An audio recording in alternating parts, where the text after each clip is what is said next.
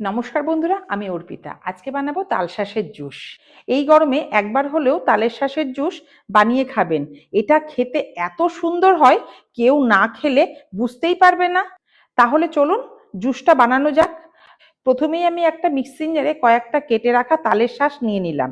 তারপর এতে দেব 1 cup liquid দুধ, পরিমাণ মতো চিনি, ছোট কাপের 1 কাপ গুঁড়ো দুধ আর কয়েক টুকরো বরফ। এখন এর মধ্যে 1 কাপ জল দিয়ে ভালো করে ব্লেন্ড করে নিলেই তৈরি হয়ে যাবে আমাদের তালশাঁসের জুস। এবার একটা গ্লাসে ঢেলে উপর দিয়ে কয়েক টুকরো বরফ দিয়ে পরিবেশন করুন।